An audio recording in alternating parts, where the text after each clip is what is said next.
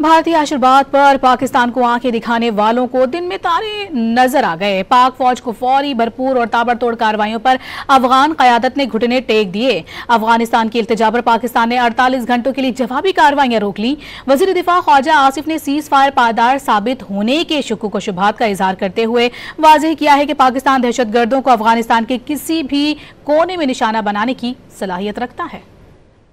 پاکستان اور افغانستان کے درمیان کشیدگی میں اہم موڑ آ گیا۔ بھاری جانی و مالی نقصان اور بھرپور ہزیمت کے بعد افغان حکام کی عقل ٹھکانے آ گئی۔ جوابی کارروائیاں روکنے کی منتوں ترلوں کے بعد پاکستان نے انسانی ہمدردی کی بنیاد پر افغان قیادت کو سبق سکھانے کا آپریشن روک دیا۔ وزارت خارجہ کے مطابق افغان حکام کی درخواست پر گزشتہ شام سے 48 گھنٹے کے لیے عارضی طور پر سیز فائر کا فیصلہ کیا گیا ہے۔ اس دوران دونوں اطراف تعمیری بات چیت کے ذریعے پیچیدہ مسئلے کا مثبت حل تلاش کرنے کی مخلصانہ کوشش کی جائے گی۔ سیکورٹی ذرائع کے مطابق پاک فوج نے پہلے کرم اور اسپن بولدک میں افغان فورسز اور خارج دہشت گردوں کو خوب دھول چٹائی، پھر کابل سے قندھار تک دہشت گردی کے اڈے اجاڑ ڈالے۔ پاکستان کی دندان شکن جوابی کارروائیوں میں افغان طالبان کی بٹالین اور بریگیڈ ہیڈ کوارٹر کی دھجیاں اڑا دی گئیں۔ کئی چیک پوسٹوں کا نام و نشان مٹا ڈالا گیا، ٹینکوں کو بھی خاک میں ملا دیا گیا۔ مومن میں دراندازی کرنے والے 30 اور شمالی وزیرستان میں 7 خارج سمیت 50 سے زائد طالبان فورسز اور خارج مارے گئے۔ افغان طالبان اور ان کے سہولت کار خارج بدحواسی میں بھاگے کہ انہیں ساتھیوں کی لاشیں اٹھانے تک کا خیال نہیں رہا۔ ادھر وزیر دفاع خواجہ آصف نے سیز فائر پائیدار ثابت نہ ہونے کے شکوک و شبہات کا اظہار کرتے ہوئے واضح کیا کہ کابل اس وقت دلی کی پراکسی وار لڑ رہا ہے، لیکن پاکستان انہیں افغانستان کے کسی بھی کونے میں نشانہ بنانے کی صلاحیت رکھتا ہے۔